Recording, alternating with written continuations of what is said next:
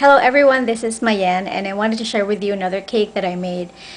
This is for the first birthday of Olivia. She's the daughter of our neighbor, and they wanted a unique theme for their daughter's birthday. This is actually just a part of the cake. It's not complete yet, and I'm gonna show you the completed cake later on. They wanted a teapot theme plus a cartoon theme as well, which is Yo Gabba Gabba. So for those of you who don't know the Yo Gabba Gabba stuff, if I put them here now, it's all going to look weird to you. But for those moms who know the Yo Gabba Gabba characters, I'm going to show you that a little later on. But this is just to give you guys an idea on how I interpreted having a teapot theme. So to make it fun and at the same time still having the teapot there, I incorporated the use of flowers and styrofoam wedges inside. So I tilted the first tier and I tilted the second tier just to make it look a little more interesting. So the first tier is supposed to look like a hat. I did not put the ribbon right up front because it's just going to be too busy, and I just wanted I wanted them to realize later on that, oh, it's a hat, by noticing the ribbon on the side. But as it is, it's still very nice to look at.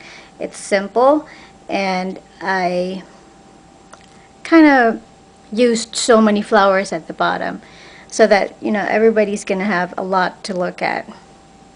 So I'm gonna show you the back of the cake. So let's do that again. So this is the front. All of these are gum paste, by the way. It looks so cool now that I'm looking at it.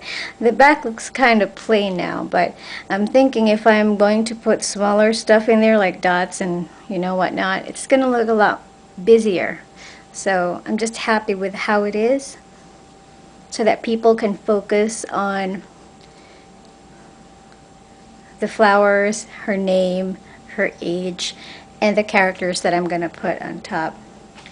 For those of you guys who want to try to do something like this, you can do this shape in two ways. Either carve it, or what I did was I actually put the cake in, I think it's a bowl. I put one layer in one of the smaller bowls, and I let it stay there for about 10 minutes, and then it took this shape, and I'm good. I was actually very hesitant to make the teapot, the round teapot, and just that. I wanted something that was visually more interesting. Okay guys, this is the topper that we're going to use for this cake. The mom specifically wanted the Yo Gabba Gabba characters. So for those moms who have kids who love them, you're going to appreciate this. Yo Gabba Gabba is a cartoon series on, I think it's on Nickelodeon. Before having Jared, I saw that once, and I told myself, who would watch this? Because they all look alienish. But now we love it. I even have their CD. Anyway, this is Foofa. Everything here is gum paste, by the way. Then there's Plex, the robot. I think Foofa and Plex came out real good. The proportions, the colors were pretty much very similar to the real thing. Broby looks a little different, but generally if you know Broby, then at least the kid's gonna recognize that he's Broby. He's supposed to be very furry, so I opted to use edible pen, the green pen, for the darker greens, but came out to be a little messy, so I got to clean him up a bit. That's Toadie, and a baby version of Muno, which is the one-eyed lovable monster on Yo Gabba Gabba. So prior to putting them here, I had a 5-petal humongous flower that served as the cover for the teapot, but I didn't really stick them to the flower. I just used a toothpick just to anchor them there, just in case the kid wants to play with them later on. So I think I'm pretty happy with how this cake turned out. For those of you guys who want to try making a topsy-turvy looking cake, this is an excellent way to do it without carving anything. It's not going to be as messy. You just have to give it a shot. You'll need a couple tries in the styrofoam, the size, the angle that you're going to need to put in there, and you got to know how to hide it in a way that it's still going to accent your cake. So I wanted to show you again what the cake looks like.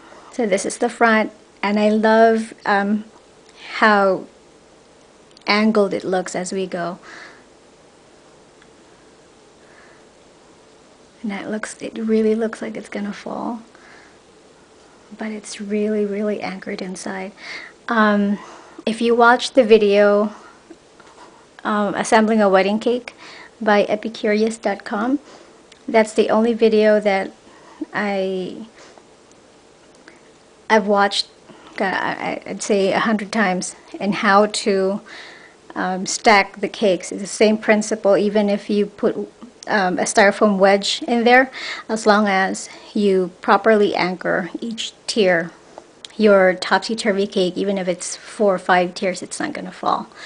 So there you go. I hope you guys like it.